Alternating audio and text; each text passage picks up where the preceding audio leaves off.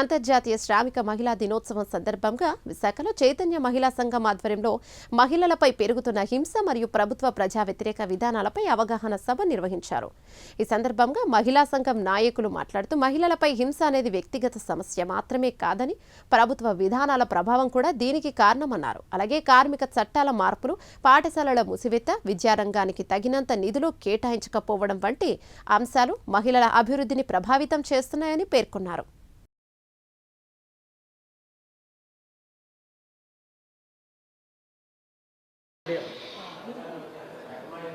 రాధా చైతన్య మహిళా సంఘం కో-కన్వీనర్ని. ఈరోజు అంతర్జాతీయ శ్రామిక మహిళా పోరాట దినం సందర్భంగా మేము చైతన్య మహిళా సంఘం ఒక పిలిపిచ్చినాము. అదేంటంటే మహిళలపై హింసను పెంచుతున్న ప్రభుత్వ ప్రజా వ్యతిరేక విధానాలను ప్రతిఘటిద్దాం అని. మహిళలపైన పెరుగుతున్న హింస అనేది రకరకాల రూపాల్లో పెరుగుతూ ఉంది. అది కుటుంబ హింస, మానసిక హింస, తర్వాత లైంగిక అత్యాచారాలు పెరుగుతూ ఉన్నాయి, తర్వాత సైబర్ క్రైమ్ పెరుగుతూ ఉంది, ఉద్యోగ భద్రత లేకుండా పోతూ ఉంది, పెరిగిన ధరలు కూడా హింస జరుగుతూ ఉంది. ఇవన్నిటిని కూడా మనకు వాళ్ళు విడివిడి వ్యక్తులు అయితే కాదు, వాళ్ళ విడివిడి సమస్య కాదు, అది ప్రభుత్వ విధానాలే అనేది నమ్ముతున్నాము. అంటే ఒక ఉదాహరణ తీసుకున్న, ఈ మధ్యలో ప్రభుత్వము 4 లేబర్ కోడ్లను తీసుకొని వచ్చింది. అంటే 29 కార్మిక చట్టాలను రద్దు చేసింది. ఆ రద్దు చేసిన భాగంగా దాన్ని అంటే ప్రభుత్వ పని గంటలు పెంచింది, తర్వాత ప్రైవేట్ కాంట్రాక్ట్ విధానం అనేది పెరిగింది. వీటన్నిటికంటే ఉద్యోగ భద్రత లేకుండా పోతూ ఉందన్నమాట. అది ఎంత కుటుంబంలో ఎంత హింసను క్రియేట్ చేస్తూ ఉంది. తర్వాత ఈ 10 సంవత్సరాలలోనే ప్రభుత్వము 93,000 పాఠశాలను రద్దు చేసింది. నిజంగా ప్రభుత్వము ఏం చెప్పింది? వచ్చిన నరేంద్ర మోడీ మంచి స్లోగన్, నినాదాలు మన దేశంలో చాలా బాగుంటాయి. బేటీ పడావో బేటీ బచావో. బేటీ పడావో అనుకుంటూనే కరెక్ట్గా దాన్ని అపోజిట్గా 93,000 పాఠశాలలు. ఈరోజు అనుకోకుండా కాదు, ఈరోజు సావిత్రిబాయి పూలే వర్ధంతి కూడా. సావిత్రిబాయి పూలే కలలు కన్నా, ఈ 200 సంవత్సరాల క్రితం ఆమె కలలు కన్నా ఇంకా సాధించలేకుండా మొత్తం కూడా ఇంకా మరింత వెనక్కిపోవడానికి 93,000 పాఠశాలను రద్దు చేసింది. ఆ గవర్నమెంట్ పాఠశాలల్లో పేదలు ఉంటారు, దాంట్లో అధికంగా మహిళలు ఉంటారు, బాలికలు ఉంటారు. ఇలాంటి పరిస్థితి. ఇంకోటి, బేటీ బచావో అని నినాదం ఇచ్చిన సంవత్సరం లోపనే కాశ్మీర్లో మనము ఆ చిన్న పాప పైన గుడిలో అత్యాచారం చేస్తే వాళ్ళకు మద్దతుగా ఈ బీజేపీ ప్రభుత్వమే ఉన్నది. ఇంకా ఒక దిక్కు అత్యాచారాలు చేస్తే ఉరిశిక్షలు వేయాలంటారు, కానీ అత్యాచార నేరస్తులందరూ పార్లమెంటులో చాలామంది ఉన్నారు.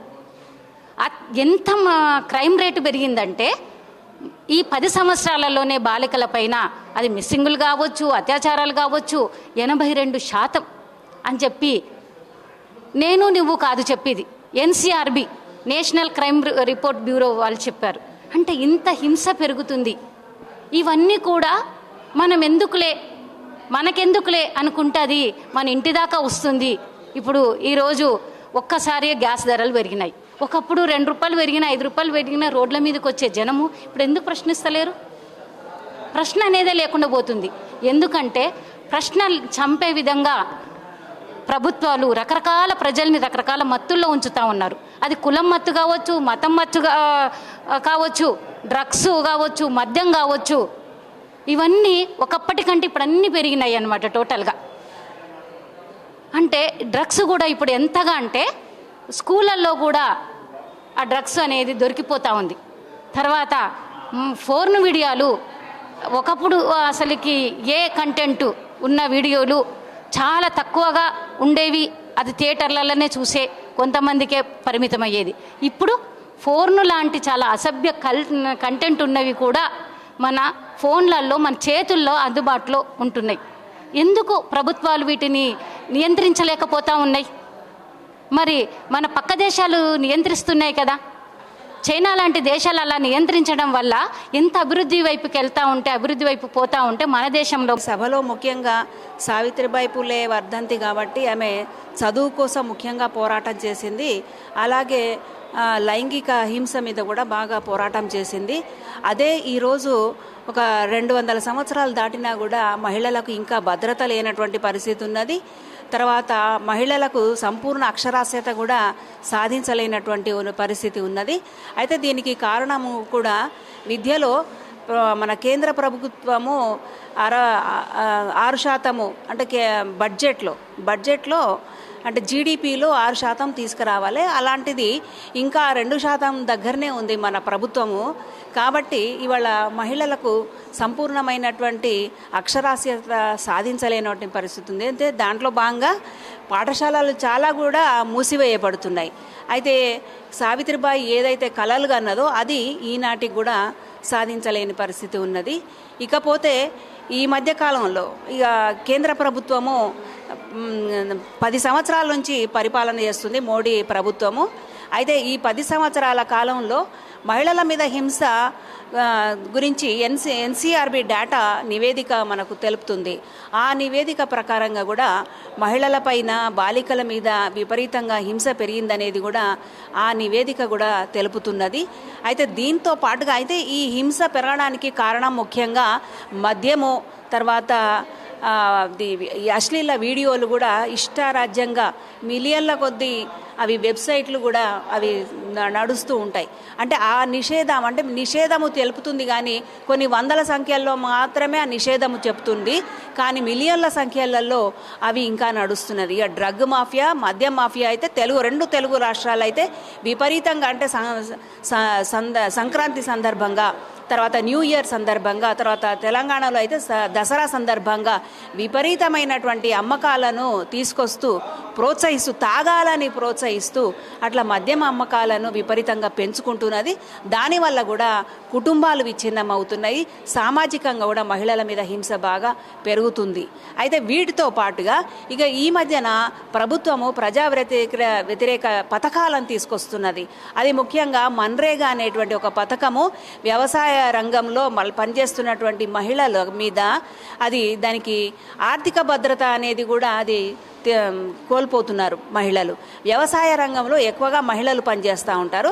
అయితే ఆ 100 రోజుల పథకం వలన వాళ్ళకి వేతనాలు దొరుకుతుంటాయి, డబ్బులు దొరుకుతుంటాయి. అయితే వ్యవసాయ రంగంలో మహిళలు పనిచేస్తుంటారు కానీ నిజంగా వాళ్ళ శ్రమ వృధాగా పోతుంటుంది. పని చేస్తుంటారు కాబట్టి వాళ్ళకి వేతనాలు దొరకవు, ఆర్థికమైనటువంటి స్వావలంబన దొరకదు. కానీ ఈ మన్రేగా వలన వాళ్ళకి ఆర్థికమైనటువంటి స్వతంత్రము, వేతనాలు, ఆత్మగౌరవం కూడా దొరుకుతుంది. అలాంటిది ఈ మన్రేగాని పథకాన్ని నిర్వీర్యం చేసి ఇప్పుడు ఈ విబి రామ్జీ అనేటువంటి ఒక పథకాన్ని తీసుకురావడం వలన ఇది రాష్ట్ర నిధుల మీద ఆధారపడేటట్టుగా ఆ పథకాన్ని తీసుకొస్తున్నారు. అంటే రాష్ట్రాల దయాదాక్షిణ్యాల మీద ఆ నిధులు కేటాయించబడితేనే ఇప్పుడు మహిళలకు ఉపాధి దొరుకుతుంది. లేనట్లయితే వాళ్ళు ఆ కొంతము ఉపాధి కూడా దొరకనటువంటి పరిస్థితి ఒకటి ఉన్నది. ఇంకొకటి చాలా మహిళల అన్ని హక్కులను హరించేది ఏంటంటే ఇప్పుడు ఇది పని గంటల 29 కార్మిక చట్టాలను కుదించేసి 4 లేబర్ కోడ్లను తీసుకురావడం. ఈ 4 లేబర్ కోడ్లను తీసుకురావడం వల్ల మహిళలు ఏదైతే పోరాటాలు చేసి మార్చి 8 సందర్భంగా 8 గంటల పని దినాన్ని ఏదైతే సాధించుకున్నారో అది ఈరోజు నిర్వీర్యమైపోతున్నది. ఇవాళ కార్పొరేట్లు కొంతకాలం నుంచి ఆ దేశము 12 గంటలు పనిచేస్తుంది, ఆ దేశము 48 గంటలు పనిచేస్తుంది అని బాగా ప్రచారం చేసి చివరికి ఈ కోడ్లలో, ఈ 4 కోడ్లలో 12 గంటలు పనిచేయాలనేటువంటి ఒక విధానాన్ని తీసుకొచ్చింది. అదేవిధంగా మహిళలు గనులలో అంటే చాలా కష్టతరమైనటువంటి పని స్థలాలలో పనిచేయాలని కూడా తీసుకొస్తున్నది. అంటే పైకి మాత్రము చాలా మీరు దీంట్లలో కూడా పనిచేస్తే కొత్త రంగాలలో పనిచేస్తే మీరు ఎక్కువ సంపాదించుకోవచ్చు అనేది చెప్తున్నది. కానీ దానికి తగ్గటువంటి శిక్షణ కానీ ఆ రకమైనటువంటి ఏవి కూడా తీసుకురాకుండా గనులలో కష్టతరమైనటువంటి వాటిలలో పనిచేయడానికి అది తీసుకొస్తున్నది. తర్వాత రాత్రిపూట లేదు, ఆర్థికంగా లేదు, రాజకీయంగా లేదు.